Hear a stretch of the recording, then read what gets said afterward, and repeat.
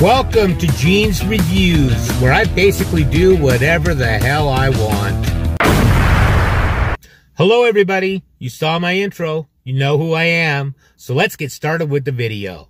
I hope you're all gonna have a very happy new year and be safe out there, but I thought I'd do a spooky video for New Year's Eve. This is cursed books that if you read, you could die. And this is from the channel, The Darkest Secret. So let's check this out.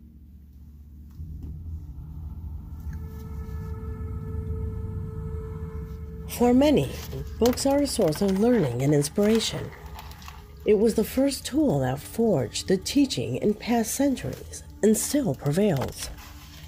Some contain stories, others contain experiences, and a few contain dangerous teachings, such as occult rites, among other very dangerous things that you should never try. I wouldn't. However, and what you probably do not know, is that there are such dangerous books that with just leafing through them would mean a death sentence. And I am not speaking in a figurative sense. The books that you are about to discover here are books that are strongly guarded in the most secure vaults on the planet.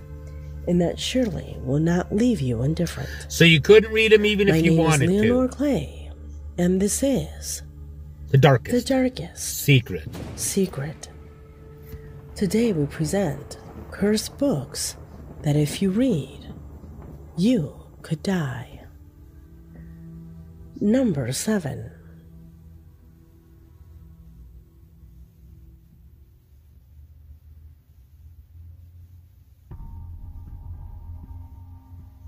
In literature, there are books that are so well written that they awaken the most creative areas of our brain. So much so that some feel such admiration for their characters that they would like to be and interact in their world.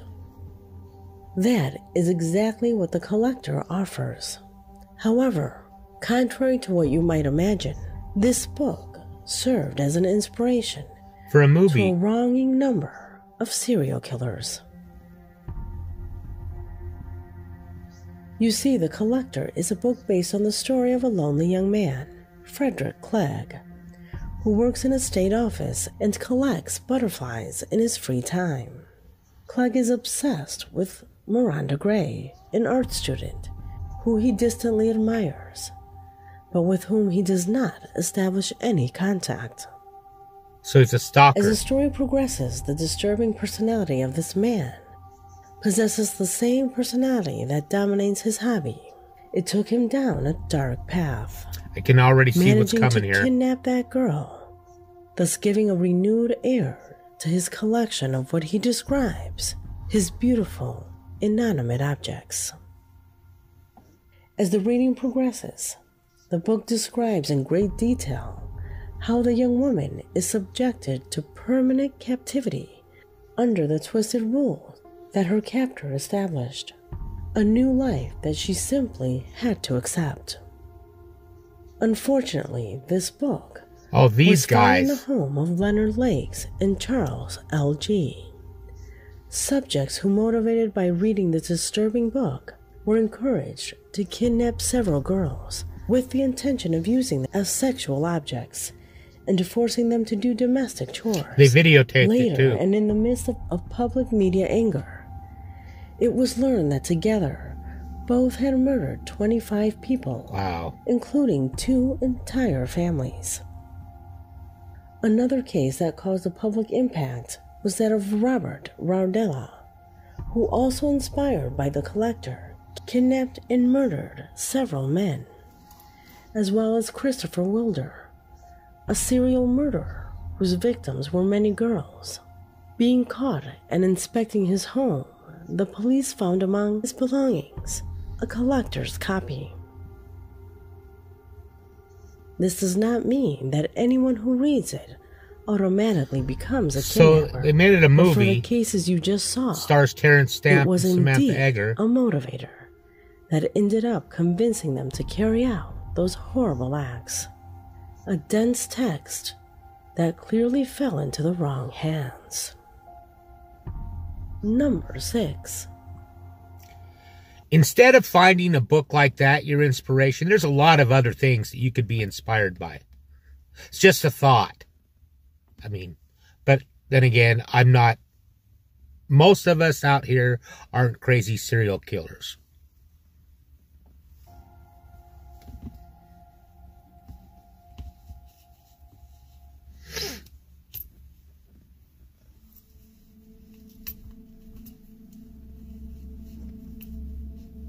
For connoisseurs, just mentioning its name makes their hair stand on end.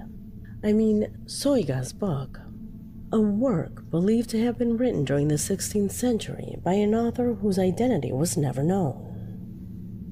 It was John Dee, royal advisor, academic, and apparently also a British alchemist, who, in his multiple trips through Europe in search of new medical knowledge, came across this book, which is described as a genuine treatise on all kinds of magic.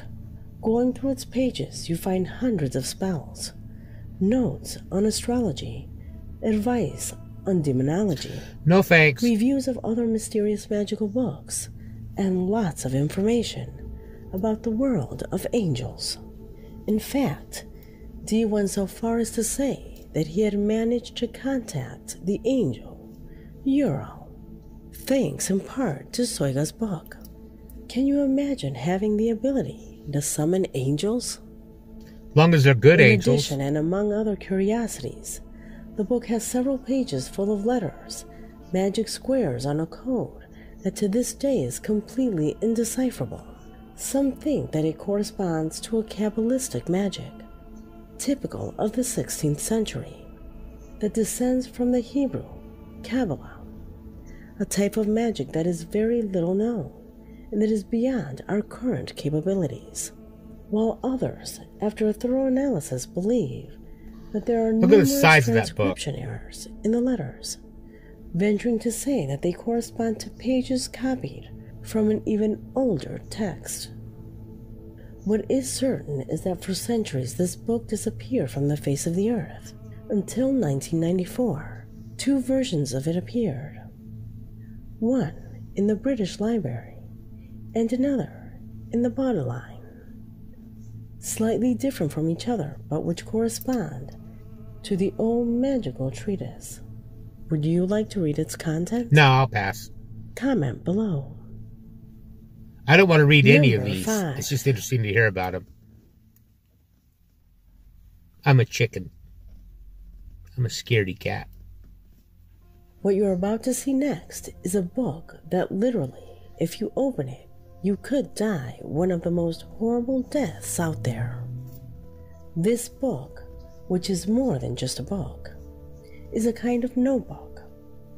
It is stored in a vault of the National Library in France, kept inside a box with thick lead plates, and if you wanted to read it, you would have to sign a certificate that mentions the risk of death you run simply by looking at it. And if you still want to continue, you must wear special clothing. What book could be this dangerous, you ask? Well, it's about Madame Curie's notebooks. Madame Curie is one of the most famous woman scientists of all time. Yeah, Madame Curie, I've heard of her. And the only woman to hold 2 Nobel Prizes. She worked extensively in radioactive materials throughout her life and investigating their therapeutic potential. However, it was her work with radioactive materials that finally killed her. In 1934, Marie Curie died of a blood disease, aplastic anemia, a disease resulting from handling radioactive material without proper equipment. And think about it. At that time, no one suspected the damage that radiation could cause. In fact, the radiation caused by uranium was discovered in the same year that Madame Curie was already working with polonium and radium. It is obvious that at that time the risk of working directly with radiation and the preventive measures to handle this type of material were unknown. In fact, both she and her husband worked in a laboratory that they created in a room in their house. Not only were they at risk, but an increase in cancer detections were reported for several people the who book's lived radioactive? Due to this type of negligence, it was said that both this book and other articles of daily use glowed at night.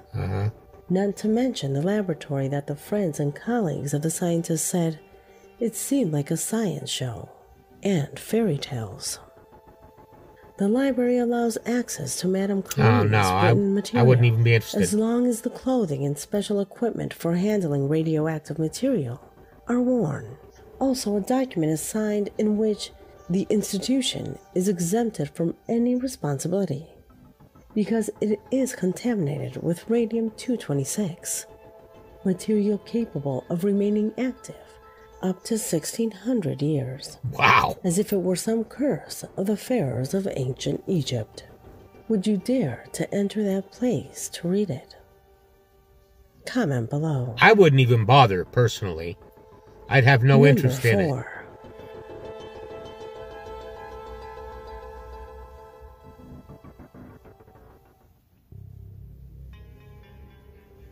In ancient times, thanks to different sacred texts and manuscripts found, it has been known a book that speaks of superior beings that were revered and coexisted with humans, imparting their knowledge of space, time, life, and death. According to some, a text as wonderful The Book of as Thoth? cursed. This is the Book of Thoth, a manuscript that contains complex mathematical equations, hidden rituals, and privileged information related to the Bible, the construction of the pyramids, and incredible as it may sound, even how to raise the dead. So that you understand its origin and importance, it is believed that the god Thoth himself wrote this book, an Egyptian god of wisdom, hieroglyphic writings, science, magic, and the dead. The story relates that the Book of Thoth was hidden at the bottom of the Nile, near Coptus, where it was locked inside a series of boxes protected by snakes. Later, the Egyptian prince, Neferkaptah, fought the serpents and recovered the book. But as punishment for stealing it from Thoth, the gods killed his wife and son. Wow. Shattered, Neferkaptah committed suicide and was buried along with the book. This text exists fragmented in various papyri. It is believed to be complete. It should be made up of 78 sheets of pure gold, and in which, according to ancient Egyptian experts, is the key to decipher enigmas and mysteries of humanity. It is believed that in its pages there is the supreme knowledge of the universe and of life after death. Maybe it's stuff we The just book is made aren't up supposed of to know. 2 dialogues. Rather, it is a conversation between 2 gods in which all the sacred and hidden knowledge can be discovered in the middle of a great story told in 2 parts. The first part of the story relates to a dialogue between Hermes Trismegistus, a mythical being lost in time, and Thoth, the god himself, while the second part corresponds to a dialogue between Thoth and the god Osiris, immortal beings who, for whatever reason, were trapped in this world and decided to implant here their sacred knowledge of everything. It is said that whoever has access to the entire Book of Thoth will be able to see the gods as they really are, and be able to perceive them wherever they are. You might not want to see them how they really are. Another interesting aspect of this second story is the one in which he referred to the fact that he had the technology to revive bodies. That is, they had the necessary methods and techniques to bring people who had already died back to life. You saw how that went in Pet Thoth Cemetery. reveals in his text in great detail how he could bring a being from life to death, and vice versa. He also had the ability to communicate with all animals. I'd like to be able to do as that. Well as being able to modify matter and work with energy at will. This book is not complete to date. The Turin Papyrus refers to a pharaoh possessing a few pages of this book, and they tried to assassinate him. It is said that Sigmund Freud, the father of psychoanalysis, had access to a few pages of this book, and from there he was able to develop a whole series of theories from his studies. It is also known that in the destruction of the Library of Alexandria, some parts of the pages of the book that rested there were also destroyed. This ancient text was included in the condemned books of Jacques Bergier, a literary work that explains in more detail the passage of this book through history and how it has remained alive in obscure anonymity despite the fact that they wanted to destroy it, as well as to recount the terrible experiences that those who have claimed to own any of its pages have lived through. Finally, it is known that extracts from this cursed book are spread all over the world, some in the hands of powerful groups and governments with high technological developments. It is also known that this book was the basis of modern spiritualism and occultism, and communication with the dead, a text that could invoke both divinity and the most infernal of curses. Number 3. Just the fact that it's cursed is reason enough to not read it. Like in the case of The Collector, this book also served as an inspiration for the most heinous crimes. Heinous. So much so that it was decided to leave this book out of all bookstores and prohibited its sale. I'm talking about the book called Rage. Rage is about Charles Decker, an 18-year-old teenager who suffers from schizophrenia, who wants to be admitted to a correctional facility for assaulting a teacher with a wrench, causing a serious head injury. So that they don't lock him up, one morning he kidnaps his entire class using a firearm. To make the situation more bearable, Charles tells them part of his childhood and adolescence. That is the plot of this book, published in 1977 by Stephen King, the renowned owner of the terror in literature, text that unfortunately crossed the limit of fiction. It turns out that this book served as an inspiration to several young people who for years suffered from bullying at their school. Well, young people who biased by an irrational... In situations like that, there's already something wrong with that person. This is something that just pushes them over the edge. Just like with movies and stuff like that, I don't think they should necessarily be banned, because that person's already, there's something wrong with them. But that's just my opinion. It's not going to make you do something like that if you're normal. Thirst for revenge and armed came to these establishments to take the life of whoever crossed their path. At least 3 incidents similar to these were documented where students or alumni were inspired by this book, which is why Stephen King prohibited its sale. Although the truth was that it did not help much, since to this day, from time to time, similar episodes are known in educational establishments in the United States. Yeah, they'll find ways to get it. Number 2. It's not something I'd be interested in reading, but I don't think it should be banned.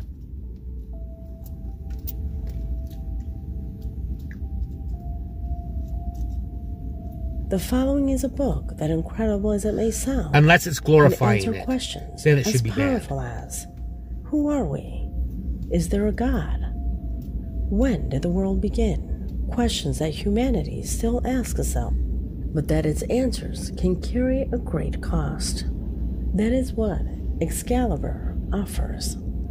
the book that has earned the fame Unhinging the Mind of Man. Can a simple book drive someone crazy? Excalibur keeps between its pages the horror of madness for those who dare to read it, being the victims of their imagination after knowing the most hidden truths of the universe. The text induces you to break certain rules whose transgressions defines the quality of being crazy, almost immediately causing a deep mental and emotional disorder until it destabilizes everyone who reads it. Maybe that would be an advantage to being illiterate. What do you think?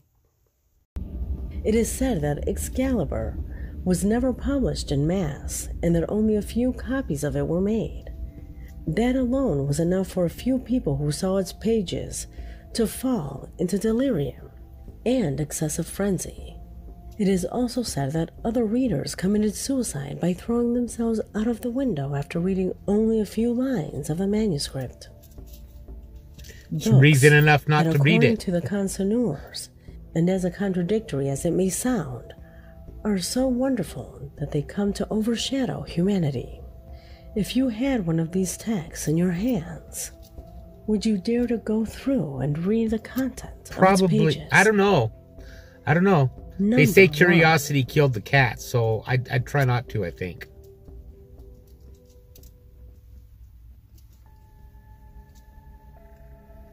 There's some things we just don't need to know. With what for many is the most sincere and dark book of all. A true horror made into a book that just by touching it, you can literally die. Located in the University of Michigan Library, certain precautions are required to access it, since the pages of this text are impregnated with arsenic, a powerful poisonous element that just by touching it can cause serious poisoning that can even lead to a person to death. Its name is already scary enough, Shadow of the Walls of Death, and it contains absolutely no words. If you open it, you will simply find wallpaper samples, the same ones that were used to decorate the walls of houses in the 70s. It was the scientist Robert Hurt who discovered that this type of wallpaper contained high amounts of arsenic. Well, why do you make a book with that? Probably killed hundreds of people in the United States. A man who, fed up with the fact that his complaints were never heard by the authorities, impregnated this book with arsenic and prepared 100 copies. After he was accused of killing a woman, the book was discontinued with only 2 copies left at the University of Michigan. Why do you think they still keep it, knowing how dangerous it is? Burn that damn thing. Let me know what you think in the comment box. Incinerate it. This video has come to an end. My name is Leonore Clay, and this was The Darkest Secret. Well, that was interesting, I think. I don't know. There's some things that I think you're just not supposed to know. But let me know in the comments down below what you thought of that. Like, comment, subscribe, all that fun stuff. And now it's time for a joke. 2 ladies walk into a bar and order drinks with a really thick accent. The bartender says, "Are you ladies from Ireland?" The lady says, "Wales." "Oh, sorry, are you Wales from Ireland?" Gotcha! Thank you, everybody. Make sure you like, comment, subscribe, hashtag Mean Gene, all that fun stuff. And if you like this video, tell all your friends, leave a comment down below. And if you didn't like it, then just shut up. And I will see you next time.